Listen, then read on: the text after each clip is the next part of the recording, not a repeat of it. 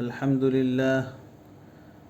لله وكفى وسلام على عباده الذين اصطفى اما بعد۔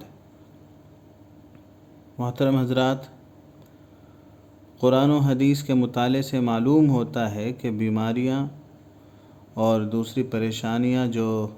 اس دنیاوی زندگی کا گویا لازمی حصہ ہے، وہ محض دکھ اور مصیبت یا اللہ کے قہر و غضب کا اثر و نتیجہ نہیں ہوتی، بلکہ بعض اعتبار سے اللہ کی بہت بڑی رحمت اور اللہ کی بہت بڑی مہربانی کے حاصل کرنے کا ذریعہ ہیں۔ ان میں مومن بندوں کے لیے بہت سی خیر پوشیدہ ہوتی ہے، کیونکہ ان کے ذریعے بندوں کی تربیت ہوتی ہے، ان کے گناہ معاف ہوتے ہیں، اعمال کی کثر اور کمی پوری ہوتی ہے، اور بندہ اللہ تعالیٰ کی خاص عنایات اور بلندی درجات کا مستحق بنتا ہے۔ کسی نے کہا ہے، وہ بد نصیب ہیں جنہیں غم ناگوار ہے، غم تو دلیل رحمت پروردگار ہے۔ لہذا سعادت مند بندوں کو چاہیے کہ بیماری اور دوسری تکلیفوں کو اللہ تعالیٰ کی عنایت و رحمت کی ایک صورت سمجھ کر اس پر صبر و شکر بجا لائیں اور اپنی اصلاح کی فکر اور سعی میں لگ جائیں۔ چنانچہ احادیث میں آیا ہے، حدیث میں ہے کہ حضرت ابو سعید خدری رضی اللہ تعالیٰ عنہ رسول اللہ صلی اللہ علیہ وسلم سے روایت کرتے ہیں کہ مومن کو جو بھی دکھ اور جو بھی بیماری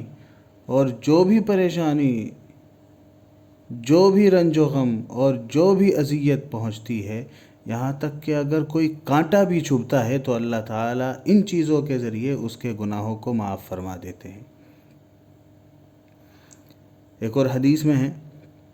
حضرت ابو ہریرہ رضی اللہ تعالی عنہ رسول اللہ صلی اللہ علیہ وسلم کا ارشاد نقل کرتے ہیں کہ مومن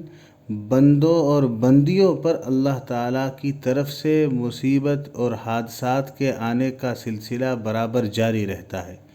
کبھی اس کی جان پر، کبھی اس کے مال پر، کبھی اس کی اولاد پر،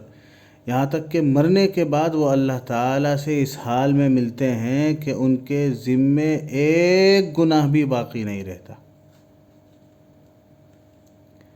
ایک اور حدیث سن لیجئے، حضرت ابو ہریرہ رضی اللہ تعالی عنہ رسول اللہ صلی اللہ علیہ وسلم کا ارشاد نقل کرتے ہیں، من یرد اللہ بہ خیرا خیرا یصب منہ، کہ جس شخص کے ساتھ اللہ تعالیٰ خیر کا ارادہ کرتے ہیں اس کو مصیبتوں میں مبتلا کر دیتے ہیں۔ اللہ اکبر کبیرہ۔ اسی طرح سے رسول اللہ صلی اللہ علیہ وسلم نے فرمایا کہ مومن کی مثال تر و تازہ کھیتی کی طرح ہے، ہوائیں اس کو جھکاتی ہیں، کبھی اس کو گرا دیتی ہے، کبھی اس کو سیدھا کر دیتی ہے، یہاں تک کہ موت کا وقت آ جاتا ہے۔ یعنی مومن کو بیماری وغیرہ کا حادثہ کبھی گرا دیتا ہے، کبھی صحت و تندرستی اس کو سیدھا کر دیتی ہے۔ اور منافق کی مثال صنوبر کے درخت کے جیسی ہے کہ وہ سیدھا اور مضبوط ہوتا ہے اور اس پر کوئی چیز اثر انداز نہیں ہوتی، وہ نہ جھکتا ہے نہ گرتا ہے، یہاں تک کہ وہ ایک ہی بار اکھڑتا ہے اور زمین پر گر پڑتا ہے۔ اسی طرح منافق برابر مسلسل توانا اور تندرست رہتا ہے، اس کو بیماری اور کمزوری نہیں پہنچتی، یہاں تک کہ ایک ہی بار گرتا ہے یعنی موت آ جاتی ہے۔ اسی طرح سے رسول اللہ صلی اللہ علیہ وسلم نے ایک مرتبہ بیماری کا تذکرہ کرتے ہوئے ارشاد فرمایا کہ اس میں کوئی شک نہیں کہ مومن کو جب بیماری لاحق ہوتی ہے پھر اللہ تعالیٰ اس کو اس بیماری سے عافیت عطا فرماتے ہیں تو وہ اس کے گزشتہ گناہوں کا کفارہ ہو جاتی ہے اور آئندہ کے لیے نصیحت ہوتی ہے۔ یعنی مومن بندہ جب بیمار ہوتا ہے پھر اچھا ہو جاتا ہے تو وہ متنبع ہوتا ہے اور جانتا ہے کہ اس کا مرض اس کے گزشتہ زمانے کے گناہوں کی وجہ سے ہے، لہٰذا وہ نادم اور شرمندہ ہوتا ہے اور گناہوں سے بچنے کی کوشش کرتا ہے، تو وہ بیماری اس کے گزشتہ گناہوں کا کفارہ ہو جاتی ہے۔ اور منافق جب بیمار ہوتا ہے پھر صحت یاب ہو جاتا ہے تو وہ اس اونٹ کی طرح ہوتا ہے جس کو اس کے مالک یا اس کے گھر والوں نے باندھا ہو پھر چھوڑ دیا ہو۔ تو جیسے وہ اونٹ نہیں جانتا کہ کس وجہ سے مجھے باندھا گیا اور کس وجہ سے چھوڑا، اسی طرح منافق غفلت کی وجہ سے یہ نہیں سمجھتا کہ میں کیوں بیمار ہوا، اور نہ آئندہ کے لیے نصیحت حاصل کرتا ہے کہ نفاق وغیرہ سے توبہ کرے، لہٰذا اس کا مرض اور بیماری اس کے لیے فائدہ مند نہیں ہوتی، نہ تو گزشتہ گناہوں کے حق میں اس کا کفارہ ہوا اور نہ ہی آئندہ کے لیے اس نے کوئی نصیحت حاصل کی کہ وہ گناہوں سے باز رہے اور اپنی منافقت چھوڑ دے۔ ایسے ہی لوگوں کے متعلق اللہ تعالیٰ نے قرآن پاک میں فرمایا ہے کہ وہ چوپایوں کی طرح ہے، جانوروں کی طرح ہے، بلکہ ان سے بھی گئے گزرے ہیں۔ فرمایا اولئک کالانعام بل ہم اضل اولئک هم الغافلون۔ غرض بیماری ایک طرف گزشتہ گناہوں کا کفارہ بنتی ہے تو دوسری جانب آئندہ کے لیے عبرت و نصیحت کا سامان فراہم کرتی ہے، اور منافق اکثر توانا اور تندرست رہتا ہے یہاں تک کہ موت آ کر اس کو دبوچ لیتی ہے اور سنبھلنے کا موقع نہیں ملتا۔ اسی طرح سے ایک روایت میں ہے کہ اس موقع پر حاضرین میں سے ایک شخص نے تعجب سے یہ سوال کیا، یا رسول اللہ صلی اللہ علیہ وسلم، بیماری کیا چیز ہوتی ہے؟ بخدا میں تو کبھی بیمار نہیں ہوا، جیسا کہ آج کل لوگ بول دیتے ہیں کہ میرے تو آج تک سر میں بھی درد نہیں ہوا۔ حضور صلی اللہ علیہ وسلم کو اس کے سوال پر ناگواری ہوئی، پھر آپ نے فرمایا یہاں سے اٹھ جا، تو ہم میں سے نہیں ہے، یعنی تو ہمارے طریقے پر نہیں ہے یا ہماری مجلس میں بیٹھنے کے قابل نہیں ہے۔ رسول اللہ صلی اللہ علیہ وسلم کے اس ارشاد کا خاص سبق اور پیغام یہی ہے کہ اللہ کو اپنے مومن بندوں کے ساتھ خیر منظور ہوتی ہے، اس لیے ان کو بیماریوں میں اور بلاؤں میں مبتلا کیا جاتا ہے، اور ایسے حالات پیش آتے ہیں جن کی وجہ سے ان کے گناہ معاف ہوتے ہیں۔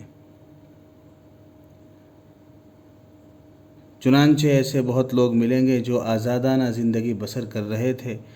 اور اچانک وہ کسی سخت بیماری یا آزمائش میں مبتلا ہو گئے، پھر جب اللہ تعالیٰ نے ان کو اس سے نجات عطا فرما دی تو وہ بہترین انسان بن گئے اور اسی حالت میں اس دنیا سے رخصت ہو گئے۔ بعض لوگ بیماری کو برا سمجھتے ہیں اور جو کبھی بیمار نہ ہو اس کو بڑا مبارک خیال کرتے ہیں، چنانچہ یوں کہتے ہیں کہ اللہ تعالیٰ کا لاکھ لاکھ شکر ہے بیمار نہیں ہوا، چلتے پھرتے دنیا سے چلا گیا۔ کیوں بھائی کہتے ہیں نہیں ایسے؟ یہ خیال صحیح نہیں ہے۔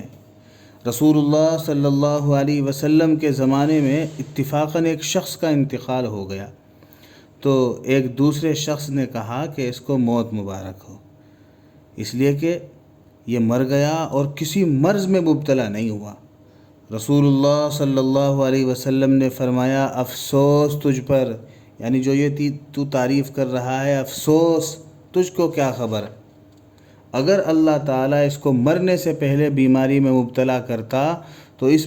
بیماری کی برکت سے اس کی برائیوں کو دور فرما دیتا۔ اس حدیث سے معلوم ہوا کہ بیماری گناہوں کو دور کر دیتی ہے